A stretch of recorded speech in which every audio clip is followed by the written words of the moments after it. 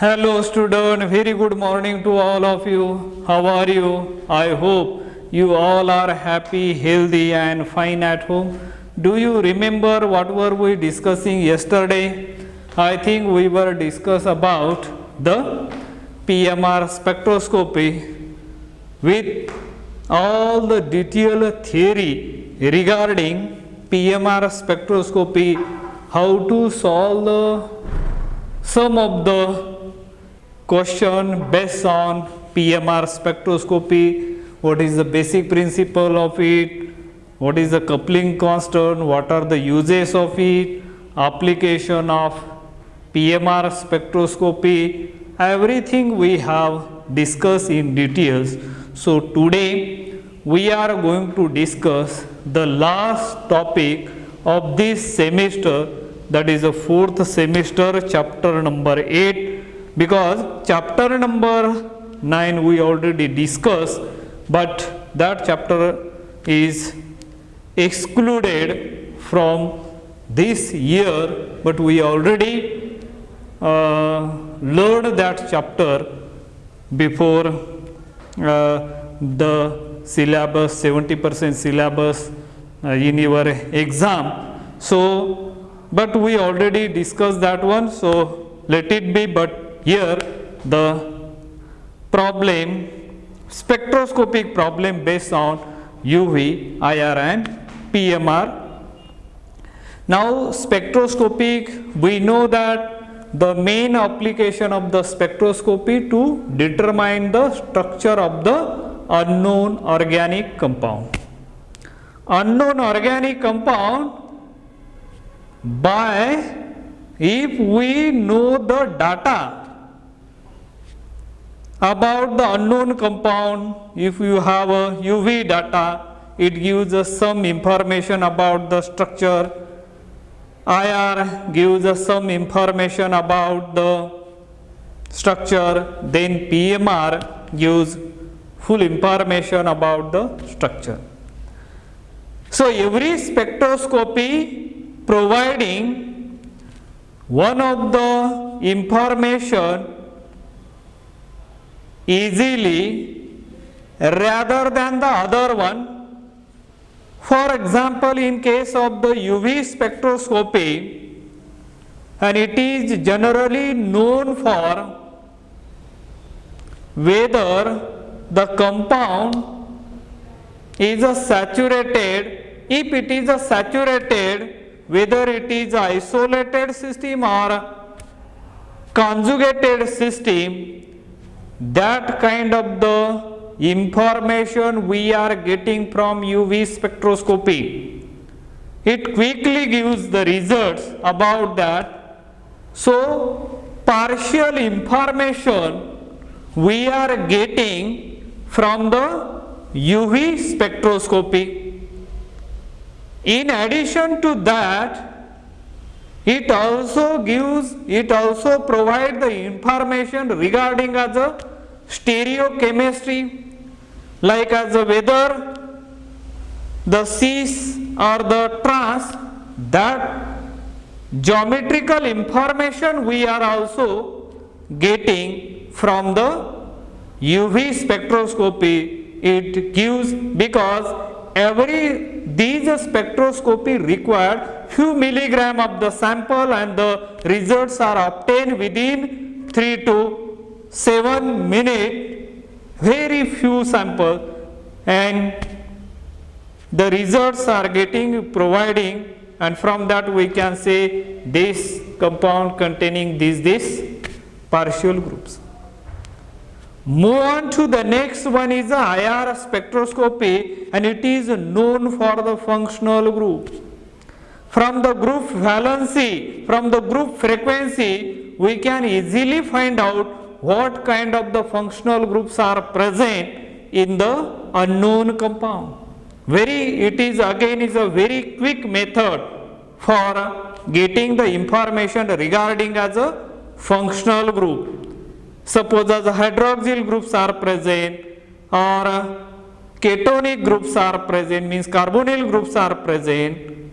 If the IR frequency IR tracing frequency appear, the peak or the band appear around 1720 per centimeter, that clearly indicate that unknown compound contain carbonyl group, because the peak observed at 1715 per centimeter, that is the base value, means that is a normal value for any carbonyl group. But if there are certain factors which are responsible for either increasing or decreasing IR frequency, there will be plus or minus 10 per centimeters. Suppose as the conjugations are there, conjugation near the carbonyl group, it always lower the IR frequency. Means the normal value is a 1715 per centimeter. If conjugation is there, alpha beta unsaturated, then it is lower. It will appear around 17 or 1690 per centimeter. If the special thing, notable thing over here, the shape and the size of that peak, carbonyl peak, is very, very recognizable, very intense peak, and from the organic chemist or the experts know that the shape, what kind of the shape are obtained if there is a carbonyl groups are present, and by knowing that values, the expert can analyze, they can identify what type of the groups are present, and then suppose as the hydroxyl groups are present, it will appear around 3200 to 3600, 3200 per centimeter or 3600 per centimeter.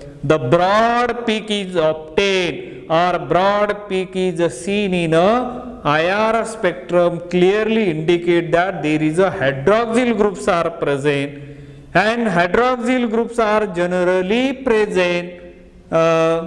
It can detect the hydrogen bonding, whether there is a hydrogen bonding are present or not, and there are two kinds of the hydrogen bondings are generally there. One is a intramolecular hydrogen bonding and another one is a intermolecular hydrogen bonding. By one experiment is performing there, with the name of that experiment is a dilution method, and from that we can easily identify whether it is a intramolecular hydrogen bonding or intermolecular hydrogen bonding. But here you have to take the spectra 2 times, IR spectrum you have to take 2 times.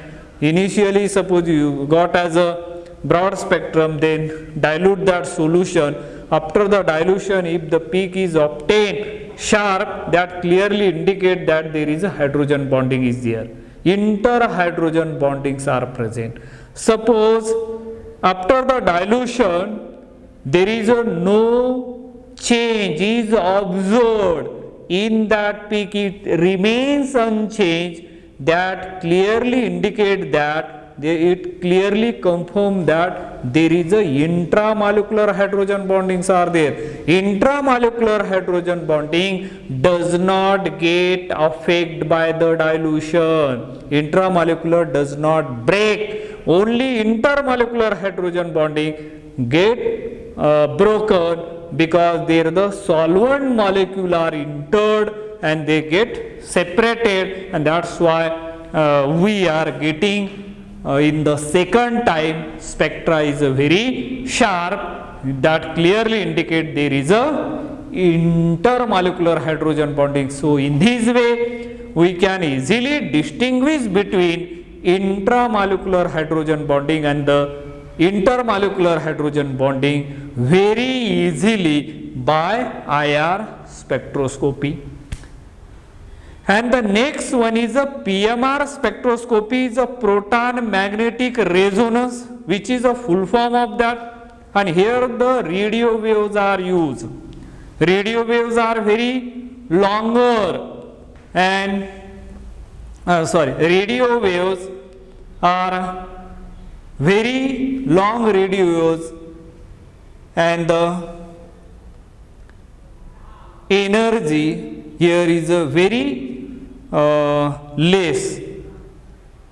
Long radio waves, but energy, because energy and wavelength are inversely proportional to each other, and that's why that radio waves are not causing to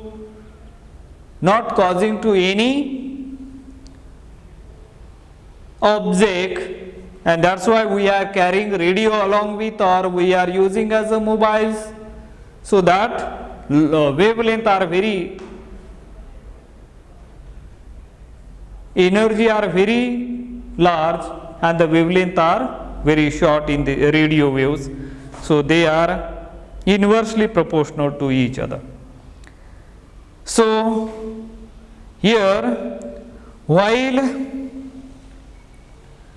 solving spectroscopic problem from the given data, because we are going to discuss the spectroscopic problem based on UV, IR and PMR. Just now we have seen what type of the information give by each spectroscopy in one way or other way round in a very quickly manner.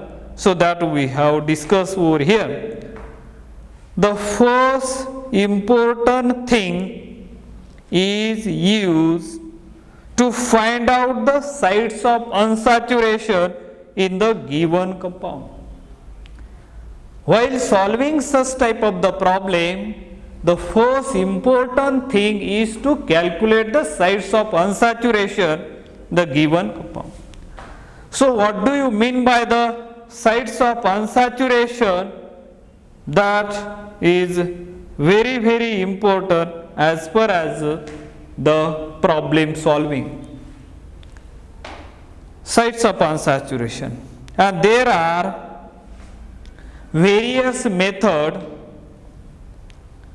to find out the sites of unsaturation in the organic compound. We will discuss two important method which is here at a TYBSc level. The UV and IR spectroscopic information help us to find out the position of the different functional groups, while PMR spectroscopy is more useful in finding the electronic environment of proton. The intensity of a signal, that is area under the signal, gives us the idea about the number of each type of protons. Thus, the combined information of UV, IR and NMR and PMR make it very easy to find out the structure of the unknown compound. Thus, the combined information of UV, IR and PMR make it very easy to find out the structure of the unknown compound. So, how to calculate the sites of unsaturation? The method number 1 is given here. Method first, site of unsaturation. What do you mean by the sites of unsaturation? That nature of the sites of unsaturation, remember,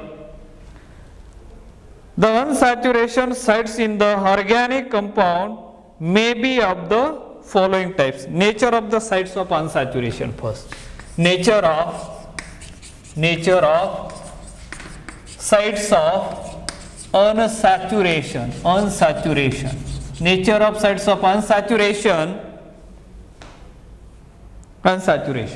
Nature of sites of unsaturation. We know that saturation and the unsaturation. Unsaturation, theoretically remember, those organic compound containing carbon-carbon or carbon multiple bonds are known as a unsaturation. Let us see here, site of unsaturation, suppose as a organic compound contain carbon-carbon double bond, carbon-oxygen double bond, carbon-sulfur double bond, carbon-nitrogen double bond, etc. These, as well as if there is a saturated ring, suppose a triple, then cyclobutane, cyclopentane, cyclohexane. So these type of the compounds are present, then they will give 1 is equal to 1 sites of unsaturation. 1 sites of unsaturation. 1 sites of unsaturation. Remember here, sites of or SOU, you can call it as a SOU. Sites of unsaturation, only one. Remember here, if the organic compound contain carbon-carbon double bond, carbon-oxygen double bond, carbon-sulfur double bond or carbon-nitrogen double bond, or the ring, saturated ring, or maybe as a heterocyclic ring like this. So all are the saturated ring which containing as a homocyclic or heterocyclic, all will give the 1 site of unsaturation, that you should remember. And second thing you should remember over here, each carbon-carbon triple bond or carbon-nitrogen triple bond, they provide as a 2 sites of unsaturation. Remember, carbon-carbon triple bond and carbon-nitrogen, only 2 groups are there, triple bond region, it provide as a 2 sites of unsaturation, and each ring correspond to 1 sites of unsaturation, we already discussed over here, and each benzene ring, and third one is each benzene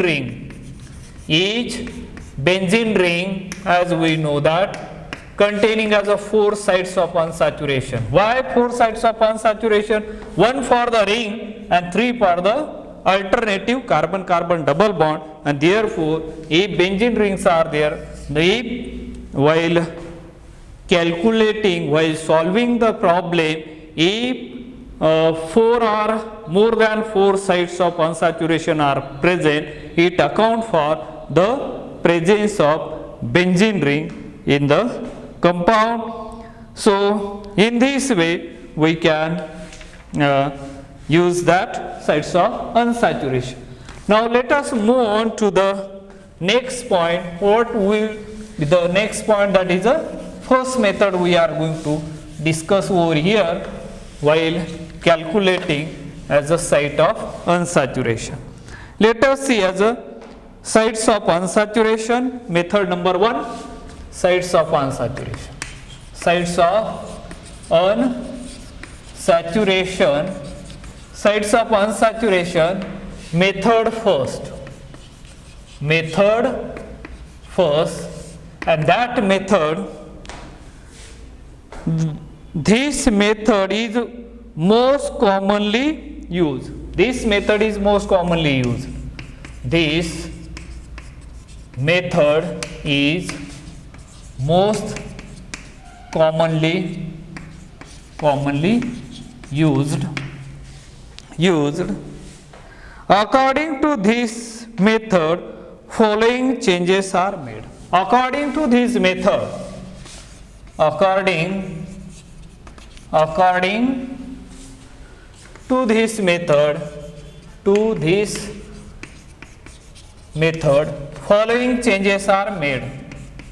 Following changes are made. Following changes are made. Let's see over here. There are 3 columns which I am showing over here. Look at here. This and this. Here, first one A. Each O or S, each O or S atom neglected. You have to remove it. Now second one, each nitrogen atom is replaced by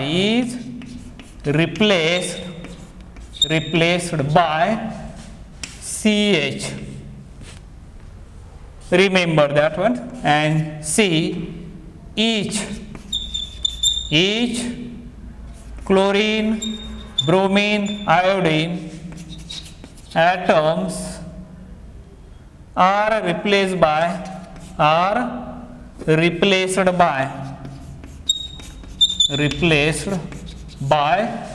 hydrogen atom.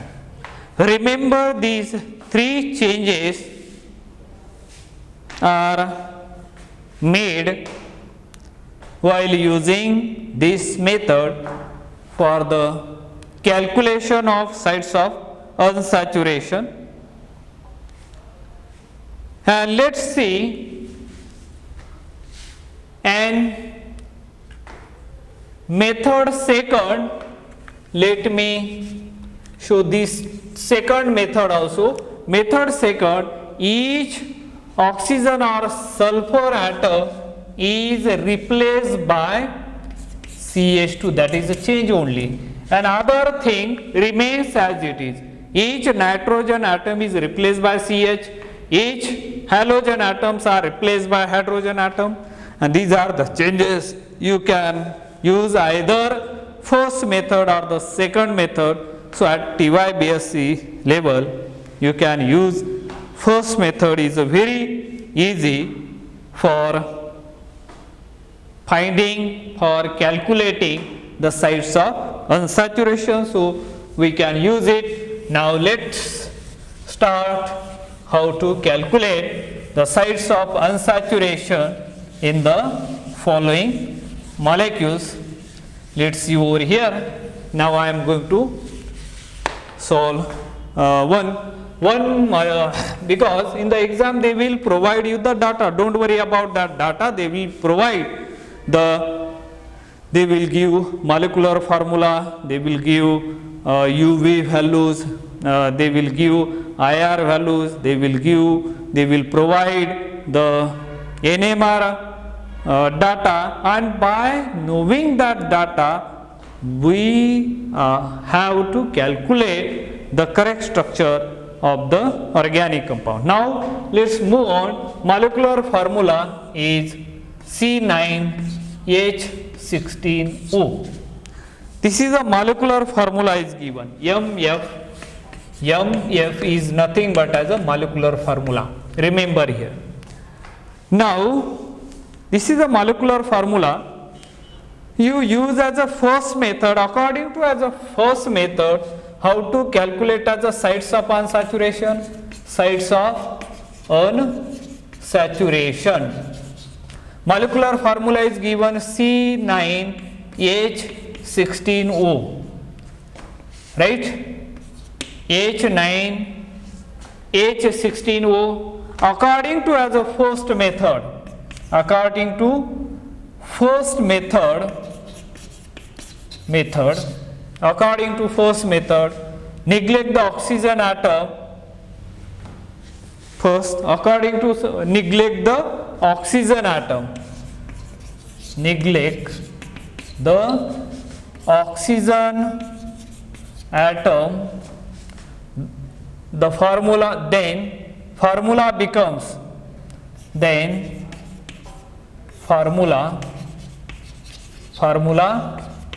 becomes C9H16, right? And then according to the general formula of alkane we know that CnH2n plus 2. This is one of the rule. So here n you have to consider n equal to 9, it becomes C9H20, right? C9H20, 9 into 2 is 18 plus 2, it becomes as then neglect this minus C9H16. Remember here, these are the steps. Now 20 minus 16, this C9 get cancelled, H20 minus 16, it remains as a 4 here. Remember 4 and divide by 2, because for site of unsaturation, if you do the hydrogenation, it requires a 2 hydrogen to add, and that's why we are dividing by the 2. Why 2? Because there is a unsaturation, means it requires a 2 hydrogen, and therefore we dividing by 2. Whatever answer comes here, answer comes as a 2, means in this case the site of unsaturation is a 2. The molecular formula, it has a site of unsaturation is equal to 2 in this case. So in this way you have to calculate the site of unsaturation of such type of the compound. Again there are the different problems are there. Let's now look at the second example over here, and from that we can calculate the site of unsaturation very easily. Suppose we have a molecular formula C3H3Cl5. C3 molecular formula, second one molecular formula C3H3Cl5. Now using as a first method we are going to calculate sites of unsaturation. How much site of unsaturation? Then each chlorine atom, according to as a first method, each chlorine atom is replaced by hydrogen atom. So the molecular formula becomes C3H3 plus 3 proton is equal to C3H6. Then according to the general formula of alkane, CnH2n plus 2. Whatever number of carbon atom you have to take over here, n is equal to number of carbon atom, C3H6, then minus this one, C3H6, now is 0. Here the site of unsaturation will be 0. In this way we can calculate the site of unsaturation of any given formula. I think with this let us stop today here. Remaining we will see in the next lecture. Thank you. Have a nice day.